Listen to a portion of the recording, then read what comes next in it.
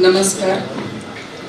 सर्व सन्माननीय व्यासपीठ आणि सरांवर अतिशय मनापासून प्रेम करणारे उपस्थित माझे सर्व बंधू आणि भगिनी,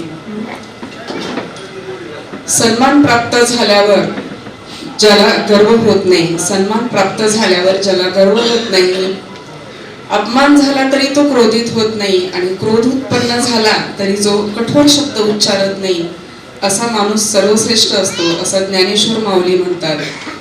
आणि आपल्या वाणीतून, आपल्या कर्मातून, आपल्या विचारातून कधीही कोणाला दुखावलं जाणार नाही आणि सर्वांचा हिताचा जो विचार केला तो माझे पती श्री राजकुमार कदम 1990 पासून ते श्री शिवाजी विद्यालयात नोकरी करत आहेत.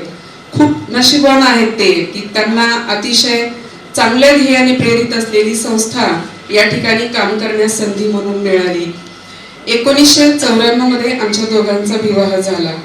जवळजवळ 31 वर्ष झाले आमच्या दोघांचं सहजीवन या ठिकाणी शिक्षणासारख्या पवित्र ज्ञान देणाऱ्या या व्यवसायामध्ये वृद्धिंगत होत आहे, वाढत आहे. आम्ही स्वतःला दोघे खूप भाग्यवान समजतो, कारण हा जो पेशा आहे, ज्ञानदानाचा पेशा, हा सर्वात श्रेष्ठ, सर्वात चांगला व्यवसाय आहे.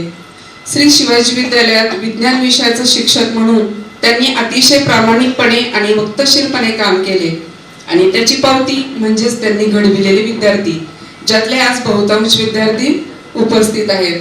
डॉक्टर, इंजिनियर, शिक्षक, प्राध्यापक, वैज्ञानिक, संशोधक, इतकंच काय पण फर्निचर आहे, फोटोग्राफी आहे, छोटे छोटे व्यवसाय असो, या सर्वांशी जेव्हा आमची भेट होते तेव्हा ते सरांशी खूप प्रेमाने आणि आदराने बोलतात.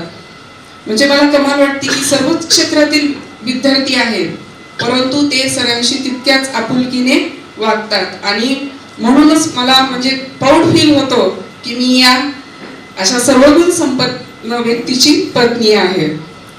शाळा तर आहेच आहे, परंतु शाळेबरोबर खूप मोठा मित्र परिवार त्यांनी जमवलाय. मित्र आणि कुटुंब या दोन्हीचं मोल त्यांच्या आयुष्यामध्ये खूप मोठं आहे.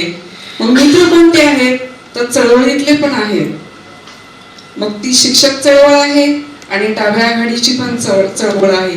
परंतु या दोन्ही चळवळीमुळे त्यांच्या बोलण्याला, त्यांच्या वागण्याला सत्याचं आणि प्रामाणिकपणाचं कोंदण प्राप्त झालेलं आहे. बाहेरच्या जगात ते जितके वक्तशीर, जबाबदार आणि कर्तव्यनिष्ठ आहेत तितकेच कुटुंबाच्या बाबतीत ते हळवे आहेत.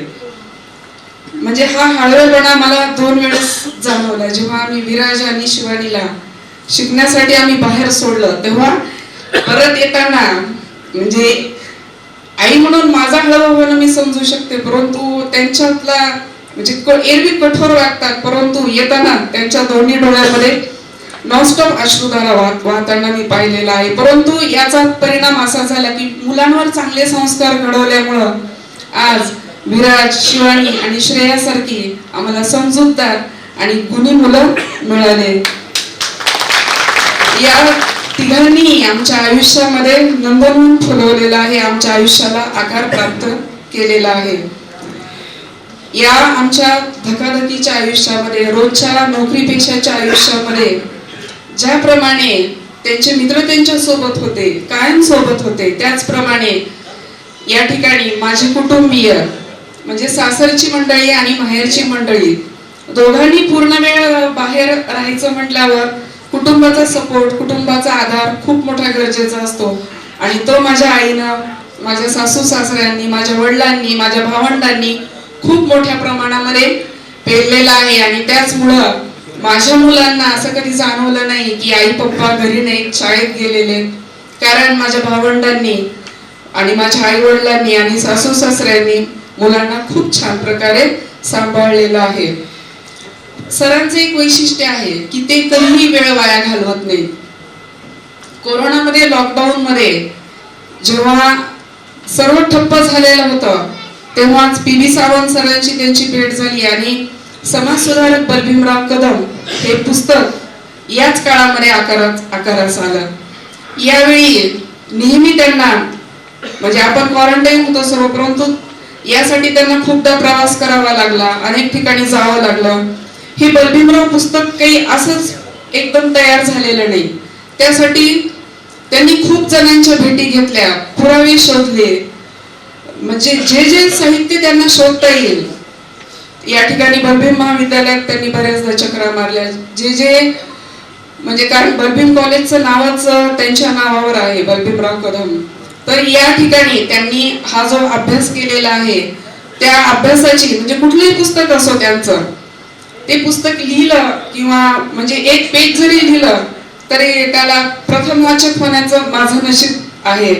कारण तू वाच आधी, लेख जरी लिहिला स्वराज्यामध्ये आधी लिहायचे, नंतर प्रजापत्रामध्ये लिहिले तरी ती म्हणायचे तू प्रथम वाचक आहे माझा, तू वाच हे.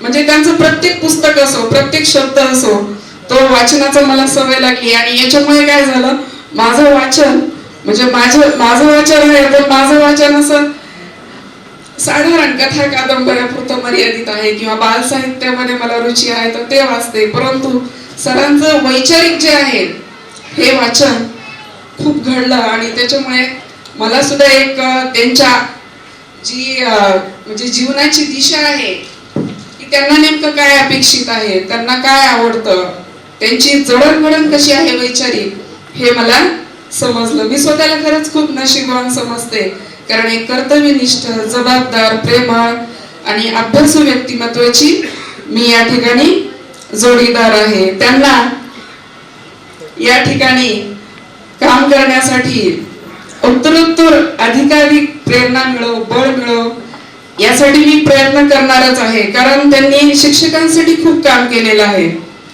परंतु त्यांचा मूळ पिंड जो आहे तो विद्यार्थी घडवण्याचा आहे. आणि मग माझी अशी स्वतःची इच्छा आहे की त्यांनी या विद्यार्थ्यांसाठी, त्यांना जे दैवत म्हणजे विद्यार्थ्यांना ते दैवत समजतात, या विद्यार्थ्यांसाठी त्यांना अजून काय करता येईल हे त्यांनी त्यांच्या आयुष्यामध्ये पाहावं एवढी अपेक्षा या ठिकाणी व्यक्त करते. आणि सर्वजण आमच्या विनंतीला मान देऊन आला त्या ठिकाणी. असंच सरांवर तुम्ही उत्तरोत्तर प्रेम करत राहा, तुमच्या इच्छा, तुमचे आशीर्वाद आम्हाला सतत मिळो एवढी इच्छा व्यक्त करून माझे 2 शब्द संपवते.